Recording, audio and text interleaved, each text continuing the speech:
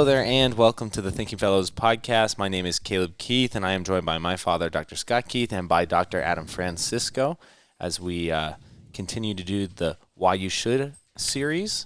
The Thinking Fellows is part of the 1517 podcast network of shows. You can go to 1517.org/podcasts to see all of our episodes. And of course, 1517 is more than podcasts, and this week that we recorded this is an excellent reminder of that, because we are sitting here at the place that my family is staying at in Bentonville, Arkansas, where we just had our Here We Still Stand regional event, one of our 2 annual conferences.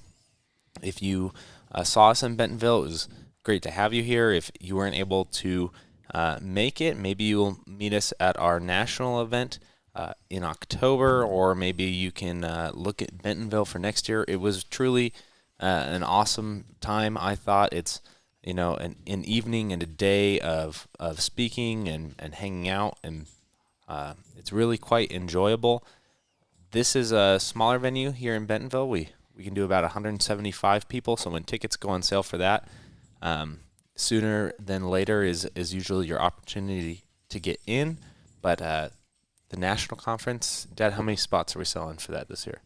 500. 500. So, and if you can make it down to sunny Southern California in October, it's an awesome conference, and it's longer than this one. This one's, a night and a day. A night and a day.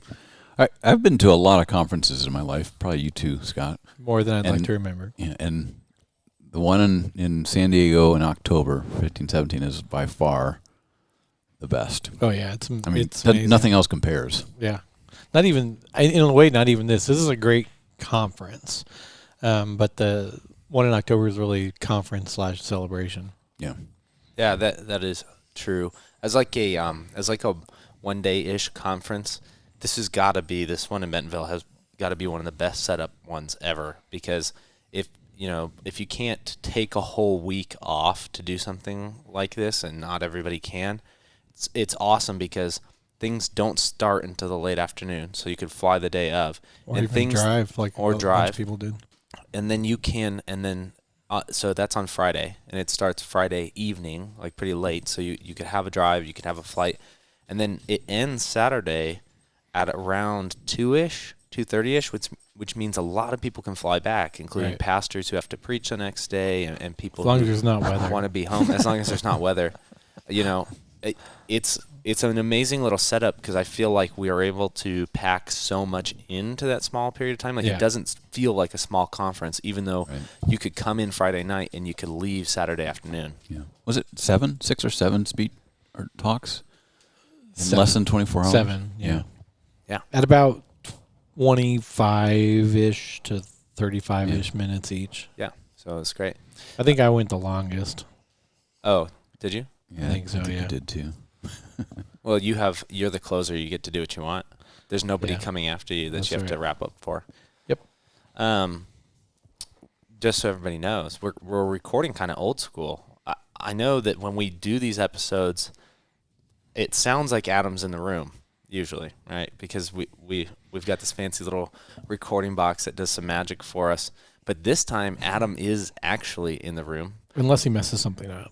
And then we're going to kick him out of the room? No, when you're recording in your own office, it sounds like you're in the room unless you mess something up. Oh, yeah. He's done a good job. Adam's done a good job with the box. Yeah. I do what I'm told. We're push the right buttons. We're in an Airbnb. There's dogs around. There's kids around. So if you hear some background noise, that's what this is. So, well, guys, the Here We Still Stand conferences, especially as you mentioned, the one in San Diego, was originally set up as a celebration of the Reformation, and the conference themes throughout have picked up some piece, some motto, some event inside of the Reformation as their theme and as the thing we gather around.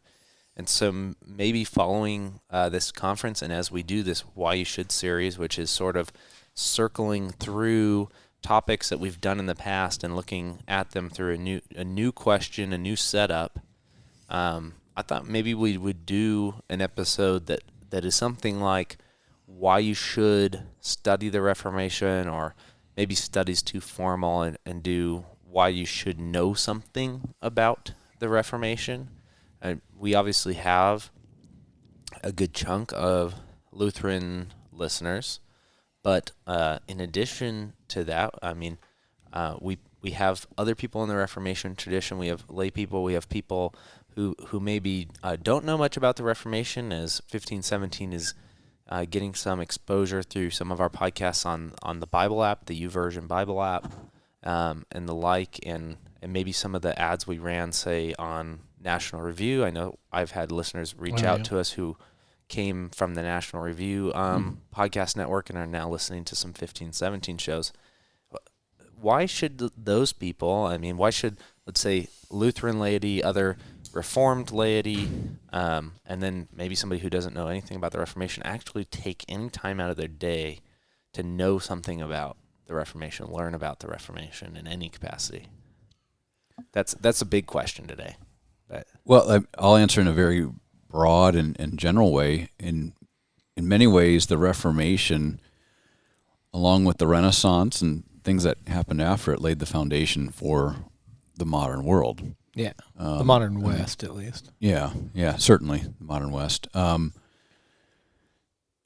lot of the things that made the particulars of Western civilization come from the Reformation. I think Rod Rosenblatt would always say, like, behind the doctrine of justification, or alongside of it maybe, the doctrine of vocation is probably the most far-reaching thing or idea that comes out of the Reformation. But so let me backtrack a little bit here too. We probably ought to say what the Reformation is, what we're referring to. Yeah, I think that's probably a good place to start with these questions. Yeah, I mean, we're talking like 1500s. We're talking not just Northern Germany and not just Martin Luther, but we're talking a movement that stretched across the continent of Europe that's multifaceted. There are Lutherans. There are various Reformed type of reformations that take place. There are kind of the modern, or the early modern version of Pentecostals and the Anabaptist movement and sectarians, and basically all on one hand the breakdown of Western Christendom, like Roman Christendom, takes place at the very beginning of the Reformation. But on the other hand, all sorts of new, if you will, opportunities to re-envision Christianity or realign Christianity such that it falls square with the teachings of the Bible, all of a sudden become possible as a result of Luther standing up at Worms and saying, I'm not gonna recant. Right. I think the mention of like that it's a disturbance for this unit we called Christendom, where the practice of the church, theology, Christian practice is so married with political life, princes, where borders are drawn, all sorts of things, that the Reformation, even if you're not a student of theology, is a massive and significant point in human history and the development of politics and the changing of borders and the changing of power in Europe. And you can trace the effects of what happens during the Reformation with various princes, various exiles, to conflicts as late as the World Wars, right? Mm-hmm. Absolutely. You can, sometimes historians will ask counterfactual type questions to assess the importance of an individual or an event. And so you could say, what if Luther didn't write the 95 Theses? Or what if Luther was never born? What would our world be like? And our world probably look very differently than it does now had there not been somebody like Luther. Had there not been Luther, perhaps, because there were people like Luther before Luther. Sure. I think it's enough to say if there had not been Luther, the world would be very different. Yeah.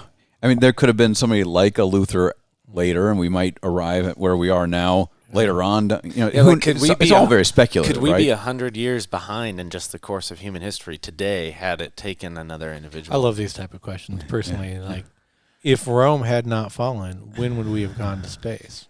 We do a lot of this with much earlier, I think. Like talking about You know, like the common one for my generation, there's, I think, some video games, some books. I don't know. There was a TV show maybe based on this as well, Man in High Castle, where it's always like, what if the Nazis won? Oh yeah, those right? I love those. It would be, I want somebody Although to that do one ended weird. I want somebody to do like a Netflix, long series TV show that's like, what if Luther didn't reform? That's a really great That'd idea. be like a cool history one, and then like make up You should some not character. publish this podcast and write that down. Yeah. Thank you. Yeah. Or take it out. Take that Yeah. little section out. So, I think about this kind of thing quite often, and I'm able to play a little bit more fast and loose with like history, because I'm not a historian. Does that mean Adam gets to play fast and loose with theology on the show? Indeed. Indeed, yeah. But I think it's very important for people to know just how different the world was prior to Luther in terms of sources of power and authority. In other words, sometimes when I teach this, and I'm teaching to laymen, and so, like I said, fast and loose maybe isn't accurate, but I'm not super careful with like the details of what I'm saying. But I think it's important for lay people to know that, and again, this is how I would normally say it. If you had a question about something prior to the Reformation that was outside of your trained sort of craft, right? So let's say you're and really craft, like not. Well, yeah, I'm saying, let's say you're expertise. like you're a dude. Your job is a mason, right? So you would have, when you were 12 or 13, apprenticed with an older mason for probably 6 to 7 years, and in your early 20s, you would have been gone on to your own masonry craft, right? But that right there is what you knew. That's what you knew. You knew masonry. You probably you knew some basic hygiene, basic math in order to like get paid for your masonry work and buy chickens and whatnot to feed your family. But that's what you knew. If you had a question about something bigger, like how do I get the king to X? How do I get God to let me into heaven? Da, da, da. You were likely going to ask your local priest that question. Mm-hmm. And I think with this, you can think of almost anything that is that we would these days call sort of ethereal, philosophical, theological, political. You're going to ask your local authority, and your closest local authority, whose name you know is likely your priest. And that's who you're going to for this stuff, right? The education, like specifically when we talk about the Reformation sort of, and Adam refers to like the Holy Roman Empire, you're talking about, a section of land, from like mid-northern Italy, kind of swooping out a little towards France and kind of up into northern Germany, right, and around. So if you can kind of think of like the EU-ish, save for some... Yeah. France is independent, their own kingdom. Save for France, but you're kind of talking like EU-ish, right? The reality is that there's not like a education system, right? You might be educated. Chances are you might not. Yeah. And that would include, if I can butt in for a second, the priest you're going to ask the question. Yeah, that includes the priest. Might not even be literate. Right. Yeah. I mean, in many ways, the phrase hocus pocus, that comes from a priest who had memorized the Latin, And but didn't not really well. memorize it, yeah. And when he's up there doing the words of institution, hocus corpus maium, he's maybe saying hocus pocus, or the people behind him are hearing that. Hocus pocus, yeah. So he might know a lot. He might know. Might not know You anything. could have a very educated priest. This is a roll of the dice, right? People that are going to go on to be lawyers will get some education. I mean, that's kind of how Luther got people his who start. talking in court. Yeah. People are talking in court. They're advocates, that type of thing. But other than that, there's not really it's not perceived as a lot of use for it. I mean, if you're a lay person and you want to study the Bible, why learn to read when they're not going to let you see the Bible, right? And Well, not only that, but you'd have to learn how read in Latin, right? Yeah. Not only your own language, German or French or whatever, but you'd have to learn Latin because they're not translating it. And so that lack of education and that fact that the sort of kind of universal focus of power that held on after the fall of the Roman Empire was the Holy Roman Catholic Church, really meant that you had little power, especially in the Holy Roman Empire, like kingdoms. But the central power was going to always be the church. And this means like authority too, for asking questions and answering questions, and at that time having a lot of political authority too. One of the things, if you even if you don't care about theology, knowing a little bit about the Reformation will tell you a little bit about even how we got to the political systems that we operate under, the educational systems that we utilize to educate not just our little children, but our middle school children and our high school children and universities. You guys like Neil Postman, right? I do. Ish. Yeah. Yeah. You do ish? I said did I say ish? I think so. Oh, weird. Oh, I said ish. Oh. Yeah. I was like, I didn't think I said ish, but I did hear it, and it could have been me. I was I read another one of his books. This one was The Disappearance of Children. Is that what it's called? Childhood. Childhood, yeah. And in there, he's got now he's not Christian, is what I've picked up now through the readings. He never says he isn't explicitly, but he talks about Christians as an other often enough. And he talks about Luther, and he talks about the Reformation as actually the point in history where what we understand as children today was created.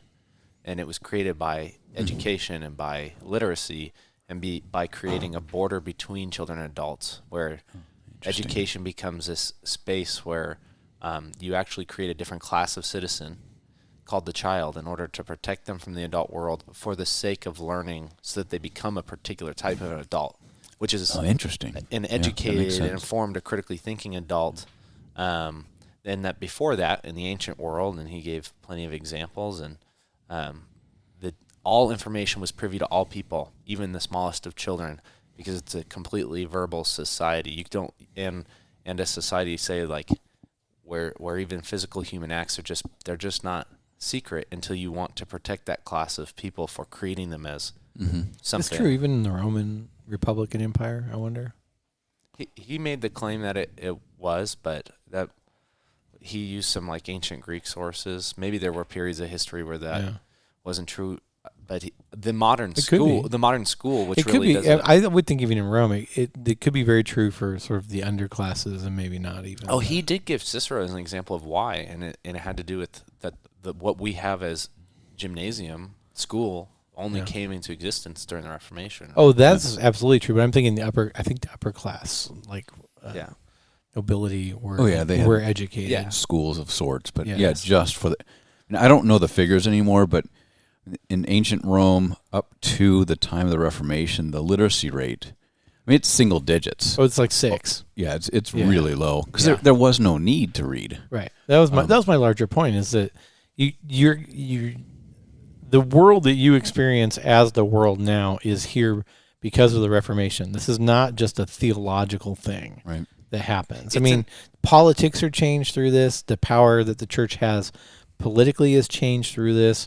The power of the individual to get educated, to be educated, and then to make independent decisions about X, Y, or Z that aren't arbitrary anymore, like even what they want to do with their life, and down. Whole education systems started during the Reformation, from little wee babs all the way through the university system. The university system, as we experience it in the United States, I've often argued is much more modeled off of Melanchthon's, sort of university reforms in Germany than it is anything in the UK. Where our sort of, even though people that came over here from the UK probably started places like Harvard and stuff like that. What we do is much more based on a German educational system, university system as started by Melanchthon, as is sort of our younger grade school education on the gymnasium. Not one-to-one at all, but still different than even somewhere like the UK and how they did it and do it. This is vocation is huge. And I mean, I'm no gender studies kind of guy, but I mean, for the first time, Luther's advocating for young girls to be educated. That's kind of significant. Yeah. I mean, talk about a move towards a more likely based on how smart his wife was from her sort of just initial education from being a nun and then having daughters. Well, Yeah. that, and I think like the vocational thing that rings true, sort of has demands from your neighbor. I think somebody like Luther could realize that educated women, at least to an extent, are better equipped to, answer the calls of the people in their lives who need them. Mm-hmm. Right? That's interesting, and I think because of that, it's an era with an explosion of questions. Right? Like every serious question. I'm not saying like what do you want to eat today, but every serious question you've had about politics, about religion, about philosophy was probably asked in the Reformation, and the reason it's in your conscience as osmosis is because of this explosion of very big questions during that period of time. Yeah, and like Adam said in the beginning, you can attribute some of that to the Renaissance too. But I think the Renaissance didn't even, like the Southern Renaissance didn't even create an educational system like the Reformation did. Back to Luther, it's kind of interesting. He, we're all seen as very, troglodyte type people. Who's we? You too? You specifically. But Luther, think about how odd this would have been in his time, right? He marries off a bunch of nuns that come out of the nunnery because they have no other. They would be destitute otherwise, right? They had no way of taking care of themselves. But he labors over every marriage. He labors over it. Wants to make sure it's a good fit. Makes sure she's gonna be protected, taken care of, have a chance to contribute. He's not trying to marry him off to some bum. No, he labors over every single one. He says, that young girls should be educated.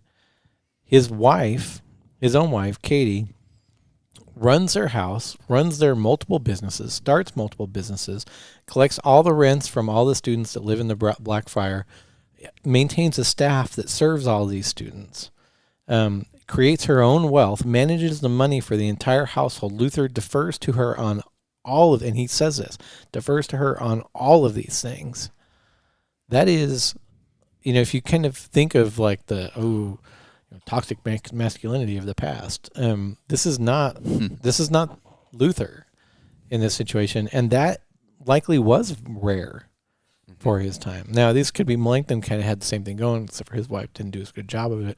And maybe these guys were just like classic academics, like the bumbling professor who can't do anything but teach. Yeah, I've met a couple of academics whose wives have to follow them to make sure the house isn't falling apart. Yeah. You're looking at me. No, I'm not. Okay. I mean, what I used to know about Rachel was she had a lot of stake in her house, a lot of order. There's a lot of silence coming from the corner. She's a person of order. Yeah. So anyway, I think that's interesting. The one of the other things I think that you can't sort of really get past is the effect of translating the Bible into German, the language of the people. I mean, this really changes. Now even for sort of like the eternal questions, you don't have to go to a higher authority to get the answer other than the higher authority of Scripture. Mm-hmm. You can do this. And so people are now not only getting educated, but they have the Scriptures in their own language, and they're able to adjudicate these bigger questions on their own. And this definitely leads to sort of the fragmented denominations of our day. Mm-hmm. This might be a bit of a stretch, but the book is called The Return of the God Hypothesis. Now I can't remember the author's name. Stephen Meyer. He quotes the father of modern chemistry, who's about a century after Luther, Robert Boyle, who talks about how science, he's describing how science has changed in his day and age. So that would be 17th century. And he says that science doesn't ask what must be, but rather what is.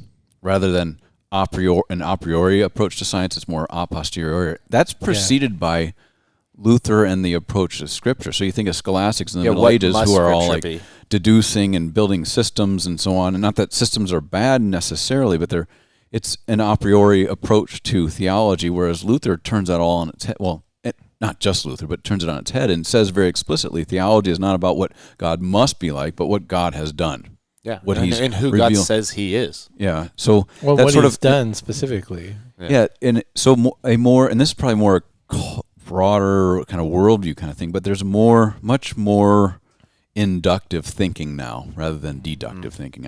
I think you can argue that in the Reformation. I think you can too. And I do think that's more Reformation than it is Renaissance. I agree with that too. I think it's also something you glad we have agree. to continually fight for and revisit, right? It seems like this is, going back to even the postman thing. It seems like the world and culture is always trying to go back to making singular points of authority, getting rid of deductive thinking, and just sort of, trusting in various priests. We've replaced your local priest with various other types of priests with whatever they say never to be verified or critically analyzed. Yeah. I have a question for you, Adam. Okay. I was going to make a flat Earth point, but I guess Go for it. It was Copernicus, 1543, who publishes on the revolution of the heavenly sphere. So cosmological thinking is starting to take off. Yeah, which absolutely. is going to further reinforce. Later it gets the- denied the, in the 2020s by people like Caleb, but sure. Yeah. Yeah. What's your question? So do you think there's a northern Renaissance that stands apart from the Reformation? In other words, is there an independent Renaissance in the northern part of the Holy Roman Empire that's not just sort of Italian. subsumed into the Reformation? I know in the South, I think you can make an argument that there is. Yeah, I think in the North, if we're defining the Reformation as something broader than just, say, the Lutheran Reformation, Sure. I think they're one and the same. Okay. And I think the Northern Renaissance or humanism, whatever you want to call it, that's sort of maybe even a necessary precondition for the Reformation. So that was my point, is that I think there's a pre-existing sort of Northern humanism that turns into the Reformation, or Northern Renaissance that turns into the Reformation. But unlike in sort of the South and sort of in Italy and whatnot, it doesn't just kind of go independent of the Reformation or the Reformation doesn't go independent of it, or the other way around. Right. Yeah. Southern Renaissance, Italian Renaissance is very different. it's on its own for a long time, right? Because the Reformation down there is honestly in large part responding to what's happening in the North. Right? I think. Yeah. You'd have to say it again because That the Renaissance, the Southern Renaissance, stays independent for so long from its Reformation, because the Southern Reformation, so to speak, or the Catholic Reformation, so to speak, is a response to what's happening in Northern Europe. Yes. Yeah. Mm-hmm. Mm-hmm. It to me the Renaissance north of the Alps is a totally different thing than what's going on. I mean, there's obviously that it's sparked by what goes down in Italy, but it's a totally different thing. It's much more practical. It's much more oriented. I mean, we all know the slogan that it's guided by this principle of ad fontes, going back to the sources, whether it's history or theology or anything in between. But it really is ordered around. It is part and parcel of theological training in the universities in the North. In Italy, you've got like Platonic academies beginning to emerge, where they're just doing their little quirky thing independent of everything else. Right. It's and artistic and architectural. If you look at like a lot of those Dutch painters, Holbein and others, a lot of the stuff they're doing is very horizontal, very sort of anthropocentric, I guess, or vocational even. Yeah, but it's not. It's very practical or very realistic. Farm scenes, people carrying fruit and water and milking cows and stuff like that. Go down south, a lot of it's liturgical kind of art, but a lot of it's like sort of not a glorification, but a return to antiquity and sort of not championing it, but highlighting the pagan past and so on. Whereas in the North, you don't have that nearly as much. I think it also teaches you that some of this is like an accident. Like a lot of times when we want to change our culture, I think we can we'll look at the past, we'll look at history, and maybe we can repeat some of those firecracker moments, those moments that cause a reformation or that cause a revolution in order to get things going. But think about like how much of an accident it was that some of the individuals who are so significant, and without them, our original thought experiment, the Reformation might not exist, right? Like a Luther who doesn't become extremely, well-read in Latin and Hebrew, and then runs into this young guy whose uncle, named Melanchthon, whose uncle like insisted he become a master of Greek by the time he's 12, right? Like, what if Melanchthon's uncle dies before that education happens? Does the Reformation happen as we know it because some punk became a master of Greek at 12, right? Like that's, sort of like Providential. It's providential, yeah. And there's other there's no way you can recreate it, right? Right. I mean, because you just can't recreate history. I mean, you could try to and reenact things. It's phenomenal that you have like larger than life figures, that are to this day whose names you still know from this very brief period of time. Literally, if you go one more generation in theology, you don't know the names. Like you might know the names, I might know some of the names, but if you're just to ask people, they don't know the names, right? In this generation, you have Luther, the names that people would certainly know: Luther, Calvin, and Erasmus, right? Yeah, we've heard those names. They might not have heard Melanchthon; they should have, but they will have heard Luther. They would have heard Calvin. They would have heard Erasmus. Yeah. Go another generation. Theodore Beza. Who's that? Right? Martin Chemnitz. Who's that? Go a generation past that. I mean, there is, and Caleb mentioned Reuchlin, right? Zwingli. I mean, you have these figures. They're literally larger than life figures. I mean, Zwingli died on the field of freaking battle. Yeah. I mean, Zwingli is like in the 1500s. Yeah, he went out swinging, dude. After what was the affair of the sausages or whatever that was weird. Yeah. What a weird name for a lot of that though is the result of what historians have chosen, and not arbitrarily, but what they've chosen to highlight, preserve, or highlight. Because there are people who are this is the whole thing that historians are looking to do is like look back in the past and see what historians have missed. So it's entirely possible that some of these figures, Martin Chemnitz, to you and I, he's hugely significant, right? Well, sure. He might even be more significant. But I would say he's theologically, but he's not culturally. True. Yeah. But so like, what about Copernicus? Right. Yeah.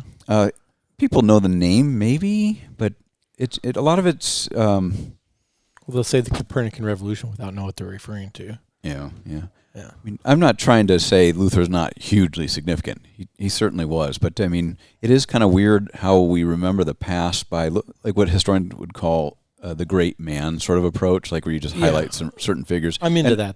All sorts of other things get lost. Yeah. I am too, but it's useful for remembering history and knowing what are the main things. But if that becomes the story, there were some great men. Yeah, and there were periods without them. Sure. Is I guess so. Think about it this way: you can take Luther and you can say everybody knows his name, and they maybe know his name because historians chose to civil rights highlight what he did, right? Yeah. But how could you have any other choice as a historian but to highlight what Luther did? True. What are you going to just pass it by? What you'll do is sort of what the latest trend in history is give equal time to the little guy, even the little guy. For I've heard the history from below approach. Yeah, and there's a reason to do that. I'm not. You're looking at me with disdain. I am. The reason why they're doing that, best case scenario, is they're just trying to make sure that to clarify the record. But it's very much a Marxist approach to history. Okay, so this is my point. Who would you point at among the 17th century Lutherans that you would say deserved on the merits, not just theologically, not just in-house Lutheran informationally, but culturally broader importance to the entire world of history, who are you going to focus on? When? 17th century.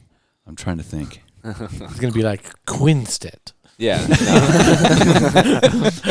No, it's no, that's my point. It's a fair point. Yeah. It takes you a minute. Yeah. I've seen what you're talking about, Adam. If you go to like a historical museum right now, they'll do a lot of like, let's say there's an exhibit on Rome. They'll everyday life in Rome. Everyday life in Rome will be slaves and women. They don't want to just show you like, what Roman rulers were doing or what the Senate was doing or whatever. They want you to know that this is what the everyday person was, in highlighting that in some way that an everyday person changed things as much as the big players. Okay, well, that's where you go off. I'm not saying I agree. I'm just saying I've seen the trend. That's a fine thing to do. I actually think that's a fine thing to do. A day in the life of a shoemaker in Wittenberg in 1546, the year Luther died.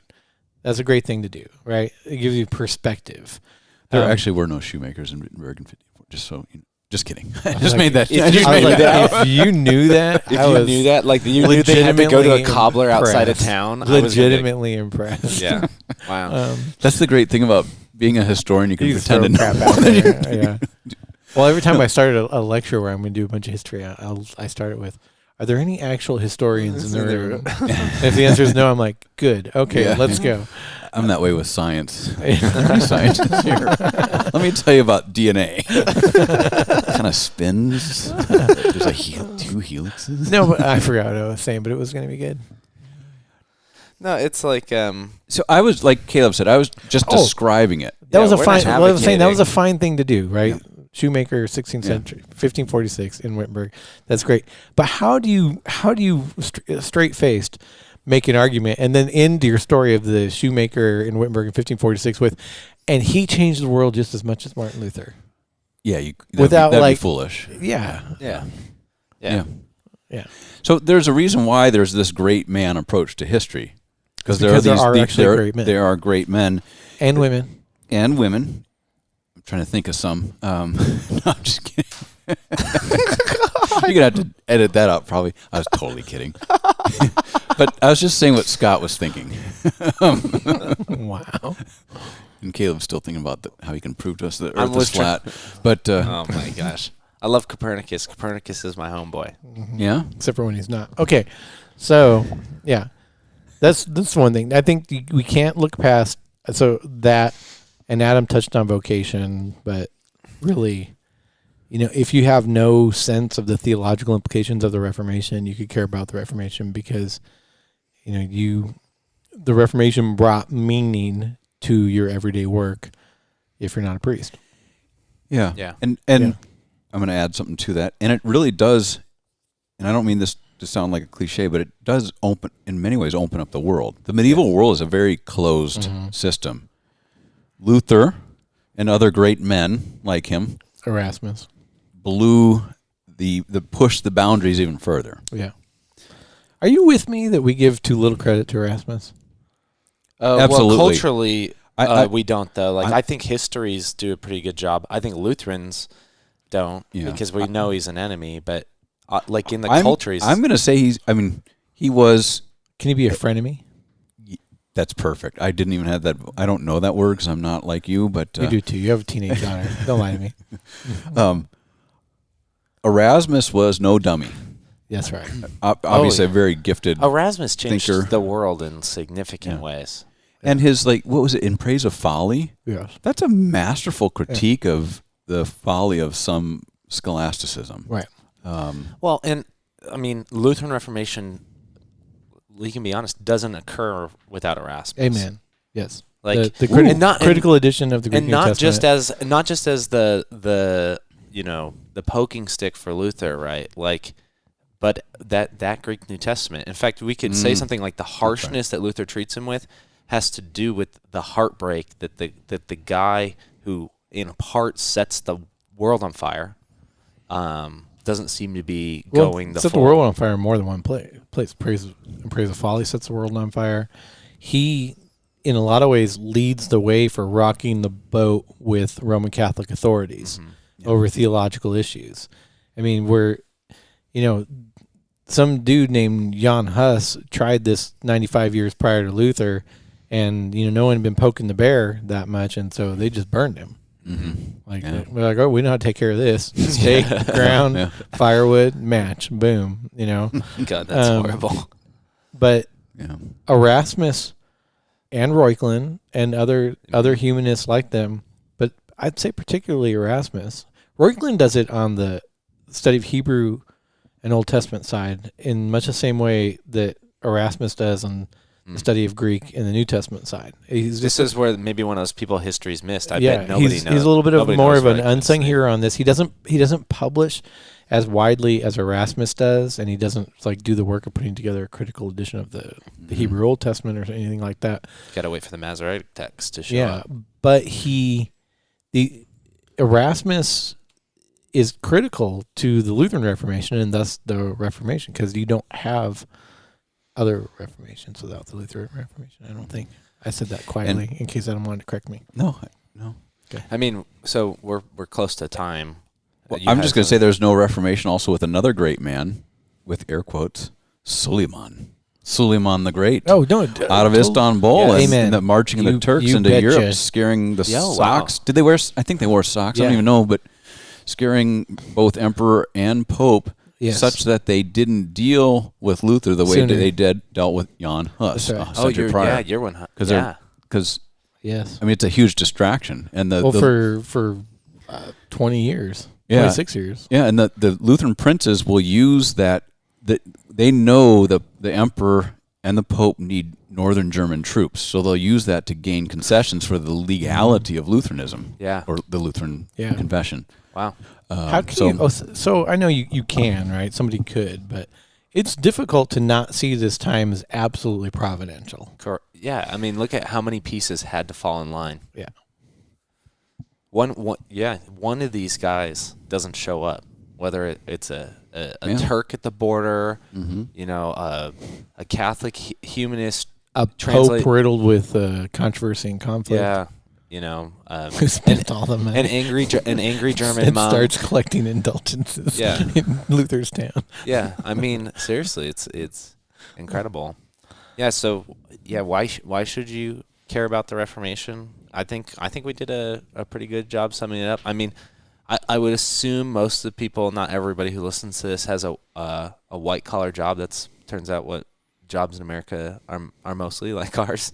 And if you have that job, it only exists because of the Reformation. So it's probably worth. Well, and if you have, like I said, if you had any job besides that of a priest that you believe adds value to the world and to your neighbor, you should say thank you to Martin Luther and the Reformation for handing the world the doctrine of vocation. Yeah, that's great. Oh.